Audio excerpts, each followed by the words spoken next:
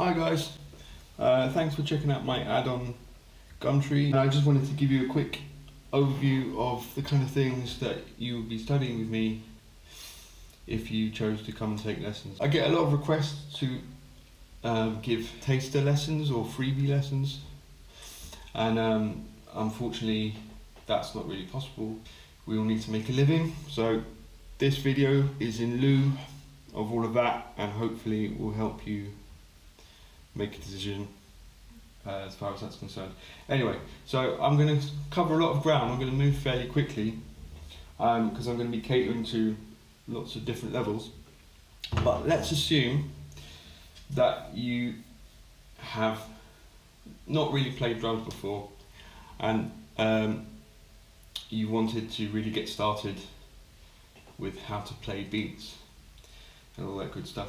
And the first thing to realise about drums is that we arrange beats in terms of pulse. The first thing we want to do is to think about organising those pulses into groups of 4, like this. So we'll just start with 4 clicks of the stick. So 1, 2, 3, 4. 1, 2, 3, 4. Okay, those pulses are called beats, as I've said before, and that arrangement of 4 beats is called a bar, and that's how we keep in time in place with music. Anyway, I'll go into more depth if we actually have lessons, but I really want to move on. So we take those 4 pulses and play them on the hi-hat like this. 1, 2, 3, 4. 1, 2, 3, 4. And then the big challenge, if you've never played drums before, is to start combining your limbs with those 4 counts. So let's say that on beats 1 and 3 we play our kick drum, which is down here. I know you can't see it, but we operate that with a pedal, and we play that at the same time as our hi-hat. 1, 2, 3, 4. 1, 2, 3, 4. Yeah? So that's one half, and then the other half of the beat has the snare drum on 2 and 4. So here, but still playing with the hi-hat. So we have 1, 2, 3, 4. 1, 2, 3, 4. And then we combine the 2 kick and snare together with the 4 hi-hat notes.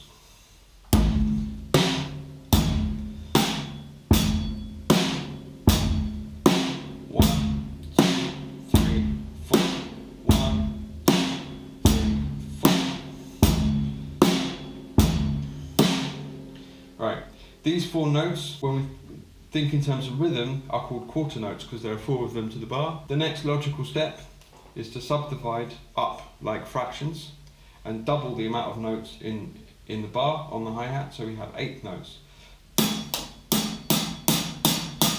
1, 2, 3, 4, 5, 6, 7, 8. But we count them differently. 1 and 2 and 3 and 4 and 1 and 2 and 3 and 4 and. So the snare still lands on 2 and 4, and the kick still lands on 1 and 3. So with quarter notes,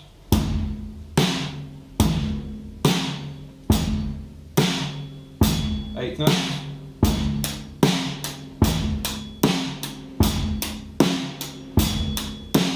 1, 2, 3, 4. 1 and 2 and 4 and. Right, so that's basic lesson 1, day 1 kind of stuff. And obviously as things go on, we'll subdivide even more. As I said, we use 8 notes, which means 8 counts in the bar, but you can also have 16th notes.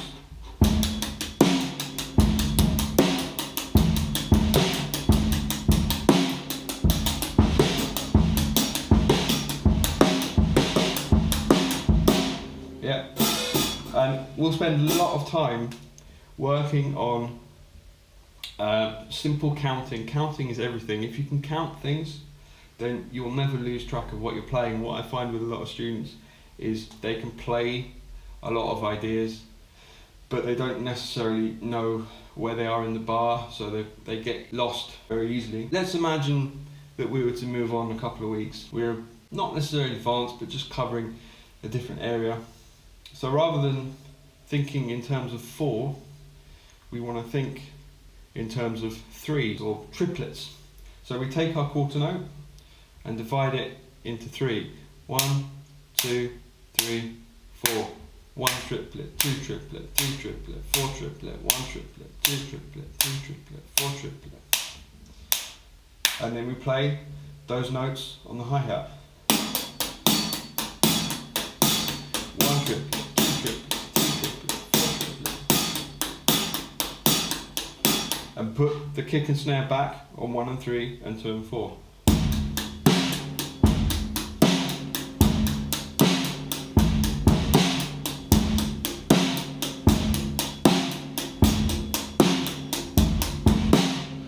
A very common groove to be used in blues is something called a shuffle, which is this idea of playing triplets, 1 triplet, 2 triplet, 3 triplet, 4 triplet, but we miss out the middle note, or the trip. 1 triplet, 2 triplet, 3 triplet, 4 triplet.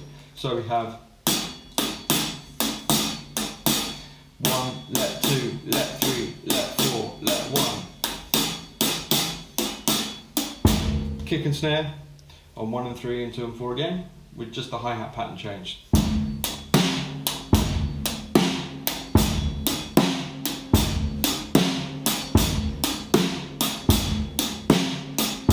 Very blues. Anyway, if you were to speed that up, you would have 1, 2, 3.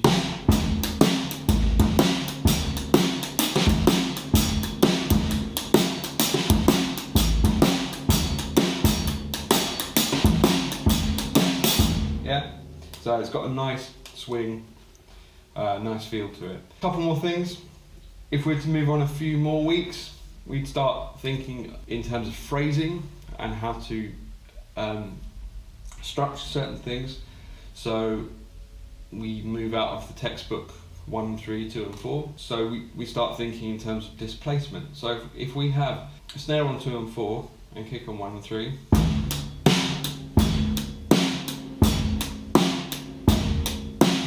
what happens if we put a snare on the ah of 1, a 16th note?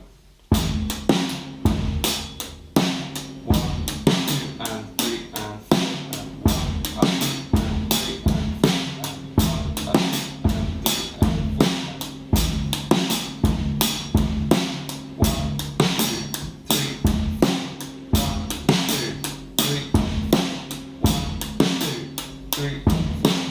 A very classic beat with displacement in it is the James Brown feel. So we have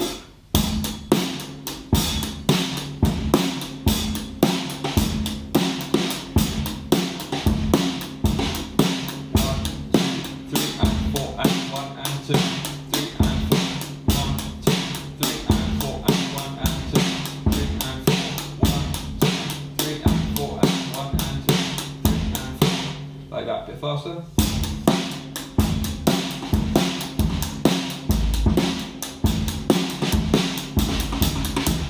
Yeah, I like that one, it's nice.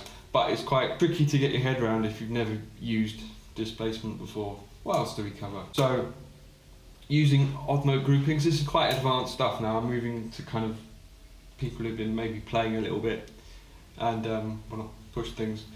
So using odd groupings over 4 still. We're still in 4/4 time. One of the patterns I like to use is a 3-note bass drum figure. And let's just put it in 1 bar for now. So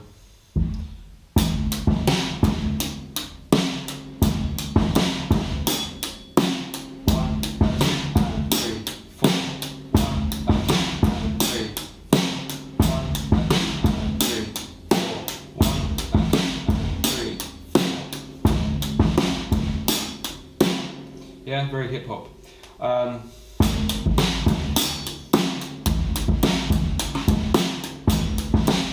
little bit hip hop at least.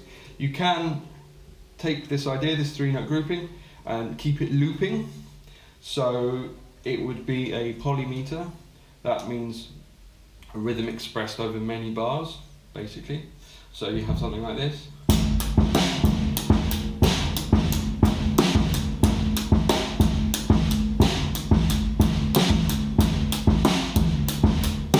One E and a 2 E and a 3 E and a 4 E and a 1 E and a 2 E and a 3 E and a 4 E and that, yeah? It goes over and over. So you can use that to kind of break up your normal flow of your normal kick and snare patterns. I know I'm moving super fast and I know it's going to be a bit of a blur, but this is basically how I teach. This is my room, and I just wanted you to get the general vibe for how things will go down. Of course, things will be a lot more chatty and casual, but still very focused. I'm very keen on getting people thinking a certain way about drums to help themselves, and then we can get to the business of creating stuff. I want to talk about rudiments a little bit. Rudiments for drummers are basically stickings that allow us to get more facility in our hands. I promise you that you've already played rudiments. They're really, really essential. They make up everything we play on the drums. Kind of rudiment number one in any textbook is what's called a single stroke roll. And it's right, left, right, left, right, left, or for me, left, right, left, right, left, right, because I'm left-handed. So, yeah, 1 E and a 2 E and a 3 E and a 4 E and a 1, 2, 3, 4. There's doubles, which is 2 notes with each hand. And there's paradiddles, which is a combination of singles and doubles, so we get to practice both at once.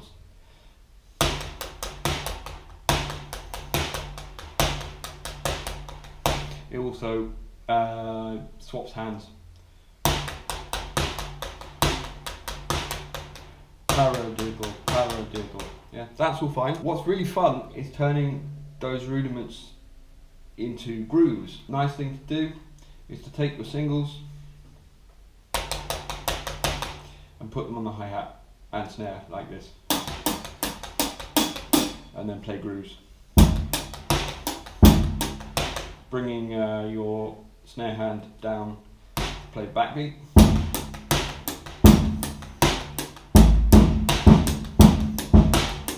Yeah. A nice way to use doubles is to just have little flicks happening on the hi-hat. So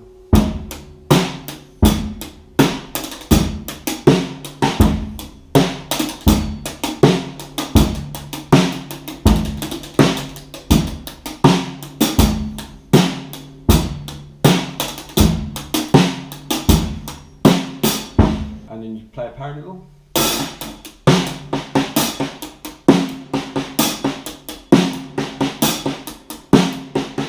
Yeah.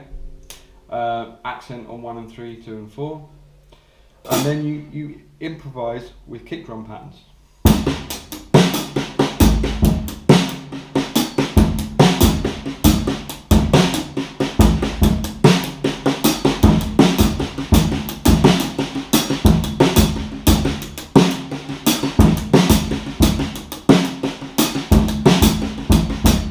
Nice. And it's a way of just practicing rudiments without getting too stale and playing the same thing over again. Not that there's anything wrong at all with practicing on a pad. And as a final point, I wanted to talk about the idea of good sound behind the drum set. A lot of people I teach, they can play a bit, but they come across a little bit heavy-handed on the drums. I'll give you an example. So if we take that simple groove we did at the beginning, they might play something like this.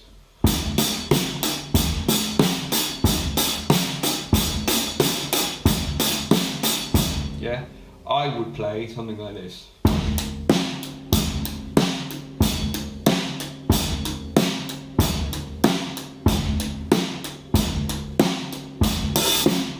Yeah, the only difference is the order of my dynamics. That meaning which instruments are played louder than others.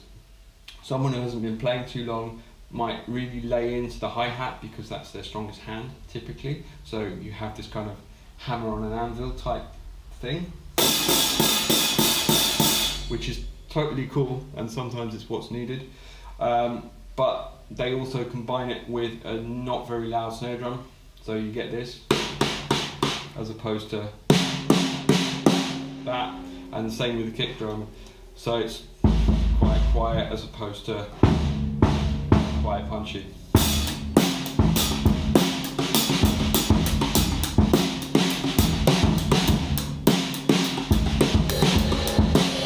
Yeah, so in order to do all that kind of fiddly stuff and using ghost notes, which is something else we can get into, you need to have your dynamics in order. And it also means you can play simple things and have it sound really effective because your kick and snare is really punchy and your hi-hats or your ride cymbal are nice and in the mix. This is very impromptu, it's very random, and I just wanted to give people a heads up of my kind of style in my lessons and stuff. 2 drum kits, we don't have to share. I'm left-handed, but you'll get used to that. Just switch it around. Really hope this helps, and I really look forward to hearing from a lot of you, and yeah, I'll see you soon. I do actually have a book available for purchase that details an entire course that lasts, I would say, about a good 3 or 4 months, and I'll leave links below this video, and if you could help a drummer out and share the love, or maybe buy it, that'd be awesome. What else was I going to say?